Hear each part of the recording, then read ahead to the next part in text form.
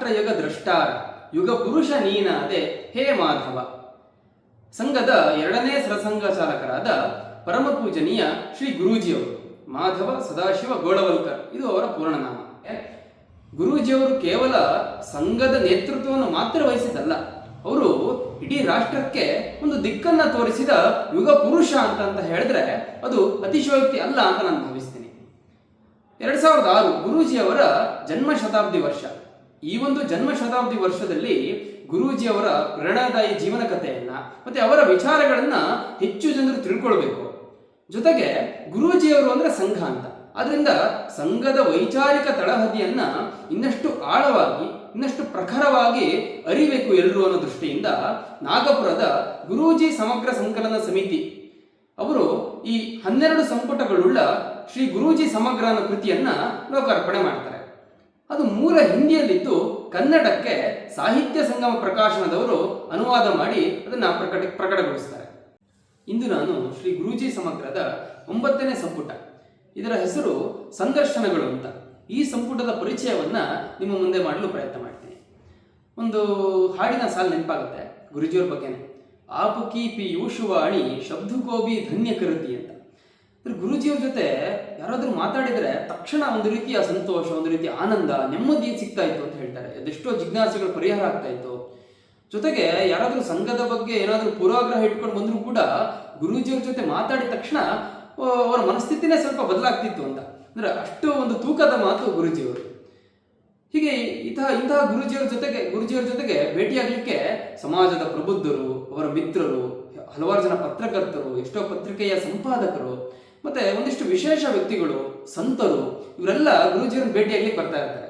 So ಅವರ ನಡುವೆ ನಡೆದ ಒಂದಿಷ್ಟು ಮಾತುಕತೆಯನ್ನ ಈ ಪುಸ್ತಕದಲ್ಲಿ ನಮಗೆ ಕೊಟ್ಟಿದ್ದಾರೆ.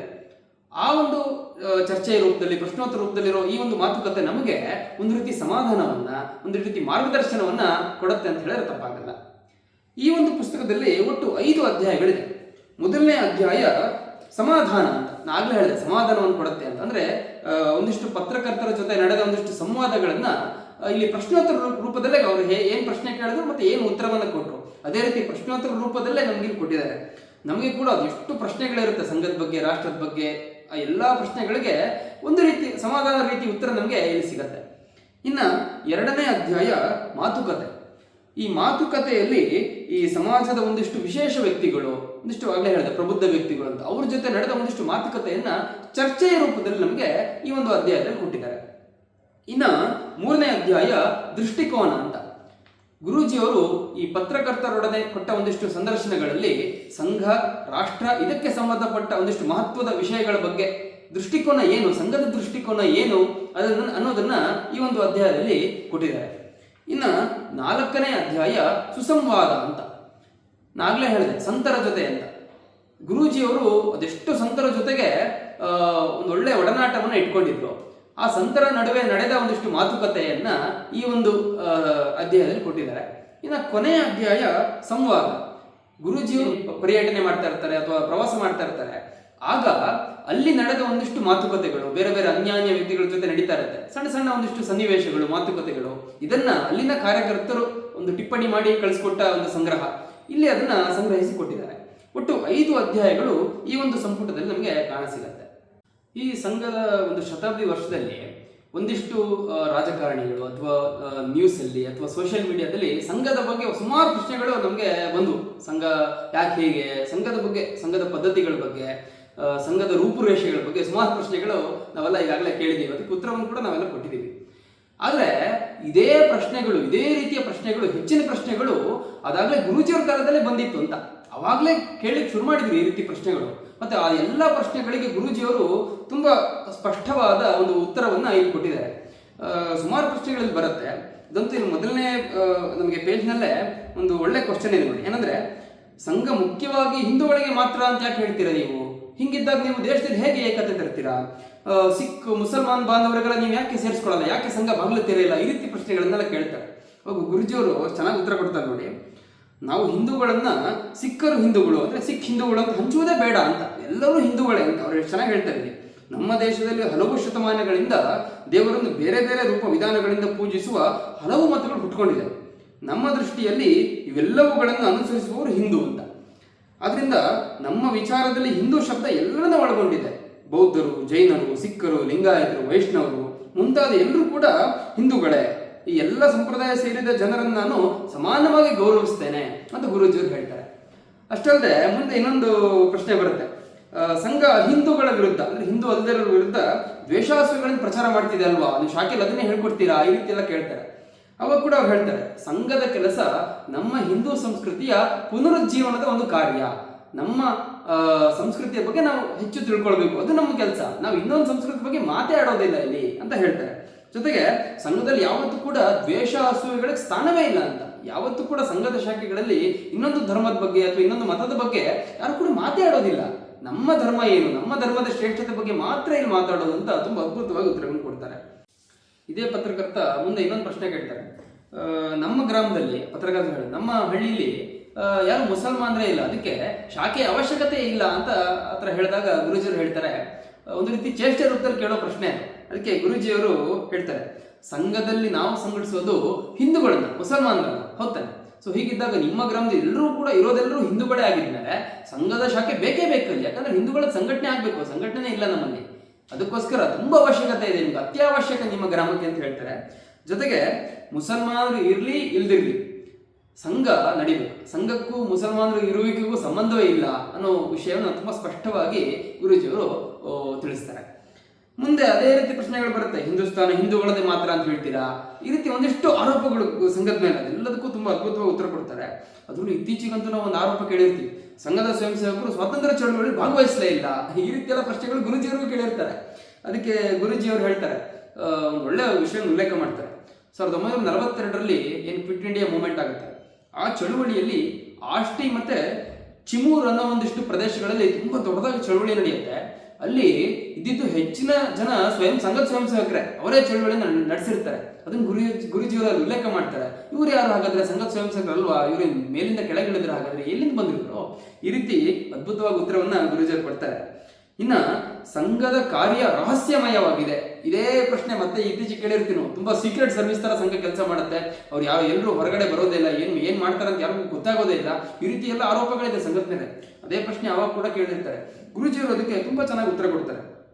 ಸಂಘದ ಕಾರ್ಯ ಆರಂಭವಾದಾಗಿಂದ ಅದು ಮೈದಾನದಲ್ಲೇ ನಡೀತಾ ಇದೆ, ಎಲ್ಲೋ ಹೊರಗಡೆ ಯಾವುದೋ ಒಂದು ಸೀಕ್ರೆಟ್ ರೂಮಲ್ಲಿ ಸಂಘದ ಕೆಲಸ ಆಗಲ್ಲ. ಸಂಘದ ಕೆಲಸ ಅಂದ್ರೆ ಸಂಘದ ಶಾಖೆ ನಡೆಯೋದು ಮೈದಾನಗಳಲ್ಲಿ ಆಟ ಆಡ್ತೀವಿ, ಯೋಗಾಸನ ಮಾಡ್ತೀವಿ, ಯಾರು ಬೇಕಾದ್ರೂ ಬರ್ಬೋದು ಸಂಘ ಶಾಖೆಗೆ. ಇಂಥವ್ರು ಬರಬಾರ್ದು ಅಂತ ಯಾವತ್ತೂ ಕೂಡ ಸಂಘದಲ್ಲಿ ಯಾವುದೇ ಭೇದವಿಲ್ಲ.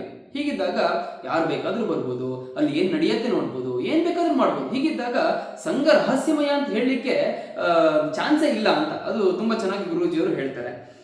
ಇನ್ನ ಅದೇ ರೀತಿ ಪ್ರಶ್ನೆಗಳು, ಸಂಘ ಹಿಂದೂ ರಾಜ್ಯ ಸ್ಥಾಪನೆ ಮಾಡಬೇಕು ಅನ್ಕೊಂಡಿದೆ ಅಲ್ವಾ, ಈ ರೀತಿ ಒಂದು ಪ್ರಶ್ನೆ ಬರುತ್ತೆ. ಅದಾದ್ಮೇಲೆ ಹರಿಜನೋದ್ಧಾರದ ಬಗ್ಗೆ ಏನ್ ಮಾಡ್ತಿದೆ ಸಂಘ, ಈ ಪ್ರಶ್ನೆ ಕೂಡ ಕೇಳ್ತಾರೆ. ಗುರೂಜಿಯವರು ಸ್ಪಷ್ಟವಾಗಿ ಹೇಳ್ತಾರೆ, ಸಂಘದಲ್ಲಿ ಜಾತಿ ಪದ್ಧತಿಯೇ ಇಲ್ಲ. ಸಂಘದಲ್ಲಿ ಯಾರಾದ್ರೂ ಬರ್ತಾನೆ ಅಂತಂದ್ರೆ ಎಷ್ಟೋ ವರ್ಷಗಳ ಕಾಲ ನಾವು ಸಂಘದಲ್ಲಿ ಒಟ್ಟೊಟ್ಟಿಗೆ ಕೆಲಸ ಮಾಡಿರ್ತೀವಿ. ಆದ್ರೆ ನಮ್ಮ ಜಾತಿ ಯಾವುದು ನಮಗೆ, ಅಂದ್ರೆ ಇನ್ನೊಬ್ಬರ ಜಾತಿ ಯಾವುದು ನಾವು ಕೇಳೇ ಇರೋದಿಲ್ಲ, ನಮಗೆ ಗೊತ್ತೂ ಇರೋದು, ಅದ್ರ ಬಗ್ಗೆ ಚಿಂತೆಯೇ ಮಾಡೋದಿಲ್ಲ ಅಂತ. ಸಂಘದ ವರ್ಗಗಳಲ್ಲಿ ಒಟ್ಟಿಗೆ ಊಟ ಮಾಡೋದು, ಒಟ್ಟಿಗೆ ಮಲಗೋದು, ಹೀಗಿದ್ದಾಗ ಜಾತಿಯ ಪ್ರಶ್ನೆ ಇಲ್ಲ ಇಲ್ಲಿ ಅಂತ ಅದನ್ನ ತುಂಬಾ ಚೆನ್ನಾಗಿ ಇಲ್ಲಿ ಹೇಳ್ತಾರೆ. ಇನ್ನೊಂದು ಪ್ರಶ್ನೆ ಇತ್ತೀಚೆಗೆ ಹೇಳ್ತಾರೆ, ಸಂಘ ರಾಜಕೀಯ ಎಲ್ಲ ಒಂದೇ ಅಂತ. ಅವಾಗ ಕೂಡ ಅದೇ ಕೇಳಿರ್ತಾರೆ. ಸಂಘ ರಾಜಕೀಯಕ್ಕೆ ಬರಲ್ಲ ಅಂತ ಹೇಳಿದಾಗ ಇನ್ನೊಂದು ರೀತಿ ಪ್ರಶ್ನೆ ಕೇಳ್ತಾರೆ, ನೀವು ರಾಜಕೀಯಕ್ಕೆ ಇಳಿಯೋದೇ ಇಲ್ಲ ಅಂದ್ಮೇಲೆ ಹೆಂಗೆ ನಿಮ್ದು ಯೋಜನೆಗಳು, ನೀವು ಭಾರತವನ್ನು ಪರಮವೈಭವ ಮಾಡ್ಬೇಕು ಅಂತ ಹೇಳ್ತೀರಾ, ಈ ಪರಮವೈಭವ ಹೆಂಗೆ ಹೋಗ್ತೀರಾ ನೀವು? ರಾಜಕೀಯಕ್ಕೆ ಇಳಿಯಲ್ಲ ಅಂದ್ಮೇಲೆ ದೇಶವನ್ನು ಹೇಗೆ ಉದ್ಧಾರ ಮಾಡ್ತೀರಾ ನೀವು, ಹೇಗೆ ಆ ಒಂದು ಕಾರ್ಯ ಸಾಧನೆ ಮಾಡ್ತೀರಾ ಅಂತ ಕೇಳಿದಾಗ ಗುರೂಜಿಯವರು ತುಂಬಾ ಅದ್ಭುತವಾಗಿ ಉತ್ತರ ಕೊಡ್ತಾರೆ. ಯಾವುದೇ ಒಂದು ಕಾರ್ಯ ಸಾಧನೆ ಅಥವಾ ನಮ್ಮ ದೇಶದಲ್ಲಿ ಅದೊಂದು ಸಾಧನೆ ಮಾಡಬೇಕು ಅಂತಂದ್ರೆ ಅದಕ್ಕೆ ಎರಡು ದಾರಿ ಇದೆ. ಒಂದು ರಾಜಕೀಯ ಅಧಿಕಾರದ ಮೂಲಕ ಕಾರ್ಯ ಸಾಧನೆ ಮಾಡಬಹುದು. ಇನ್ನೊಂದು ಸಾಮಾಜಿಕ ಮನ ಪರಿವರ್ತನೆ ಮೂಲಕ. ನಾವು ಎರಡನೇ ಮಾರ್ಗವನ್ನು ಆಯ್ಕೆ ಮಾಡ್ಕೊಂಡಿದ್ವಿ ಮೊದಲಿಂದನೂ. ಅದರಿಂದ ನಾವು ರಾಜಕೀಯಕ್ಕೆ ಇಳಿಯೋದಿಲ್ಲ, ನಾವು ಸಾಮಾಜಿಕವಾಗಿ ಎಲ್ಲರ ಮನ ಪರಿವರ್ತನೆ ಮೂಲಕ ರಾಷ್ಟ್ರವನ್ನು ಉದ್ಧಾರ ಮಾಡೋದು ಅಥವಾ ರಾಷ್ಟ್ರವನ್ನ ಪರಮವೈಭವ ಸ್ಥಿತಿ ತೆಗೆದುಕೊಂಡು ಹೋಗೋದು, ಈ ಒಂದು ಕಾರ್ಯವನ್ನು ನಾವು ಮಾಡ್ತೀವಿ, ಅದ್ರ ನಮ್ಗೆ ವಿಶ್ವಾಸ ಇದೆ ಅಂತ ತುಂಬಾ ವಿಶ್ವಾಸದಿಂದ ಉತ್ತರವನ್ನು ಗುರೂಜಿಯವರು ಕೊಡ್ತಾರೆ. ಇನ್ನ ಒಂದಿಷ್ಟು ಅದೇ ರೀತಿ ಚೇಷ್ಟೆ ಪ್ರಶ್ನೆಗಳು, ಲಾಠಿ ಬೀಸೋದು ಯಾಕೆ ನೀವು, ಇದ್ರಲ್ಲೂ ಕೇಳ್ತಾರೆ. ಏನಂದ್ರೆ ಇದು ಅಣು ಅಸ್ತ್ರಗಳ ಒಂದು ಯುಗ, ಇದು ಎಲ್ಲ ನ್ಯೂಕ್ಲಿಯರ್ ಬಾಂಬ್, ಇಂಥ ಯುಗದಲ್ಲಿ ಗನ್ನು ಎಲ್ಲ ಇದ್ದಾಗ ನೀವು ಲಾಠಿ ಇಟ್ಕೊಂಡು ಏನು ನೀವು ಕಲಿಸೋದು, ಅಥವಾ ಲಾಠಿ ಕಲ್ತು ಏನು ಉಪಯೋಗ, ಈ ರೀತಿನೂ ಕೇಳ್ತಾರೆ.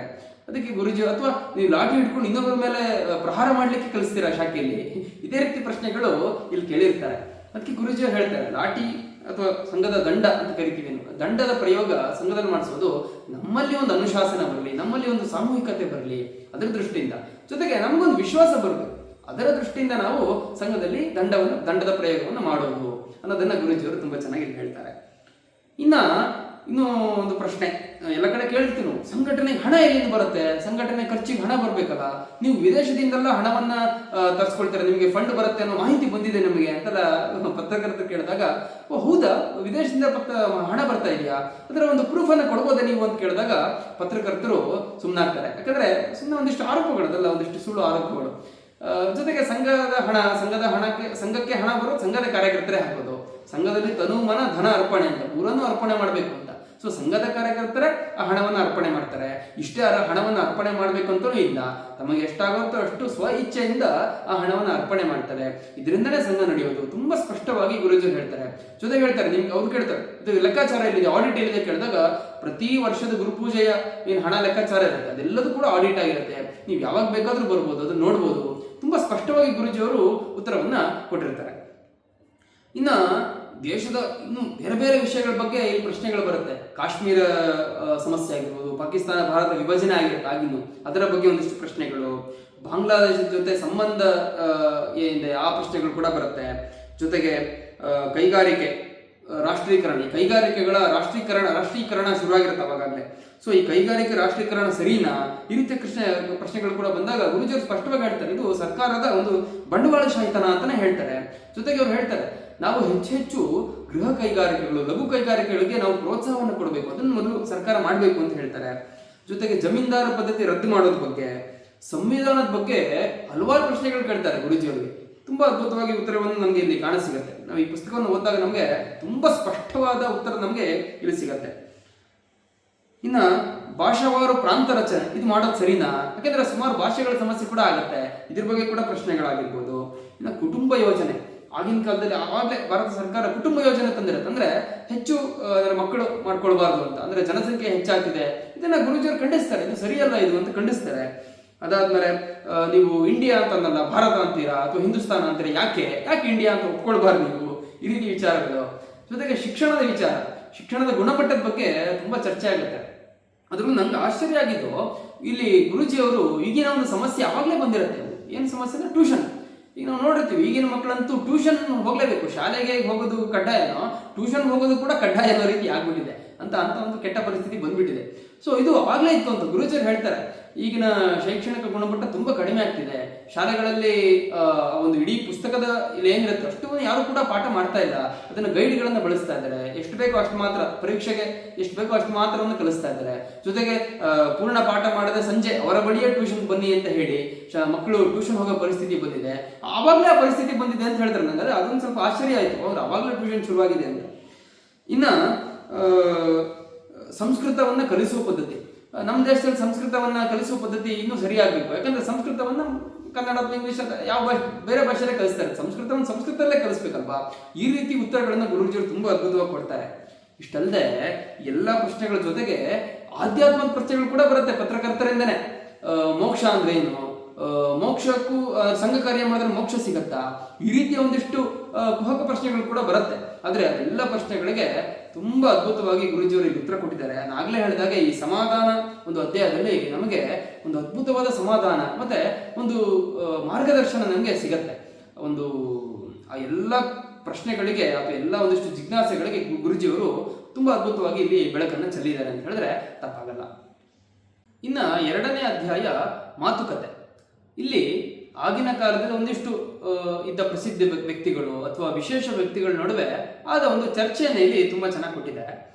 ಉದಾಹರಣೆಗೆ ನ್ಯೂಯಾರ್ಕ್ ಟೈಮ್ಸ್ನ ಲೂಕಸ್ ಅವ್ರ ಜೊತೆ ಒಂದು ಒಳ್ಳೆ ಚರ್ಚೆ ಆಗುತ್ತೆ, ಸಂಘದ ಬಗ್ಗೆ, ಜನಸಂಘದ ಬಗ್ಗೆ, ಪಾಶ್ಚಿಮಾತ್ಯದ ಪ್ರಭಾವ ನಮ್ಮ ದೇಶದ ಮೇಲೆ ಹೇಗಾಗ್ತಿದೆ, ಈ ವಿಷಯಗಳ ಬಗ್ಗೆ ಒಂದಿಷ್ಟು ಚರ್ಚೆಗಳು ನಡೆಯುತ್ತೆ.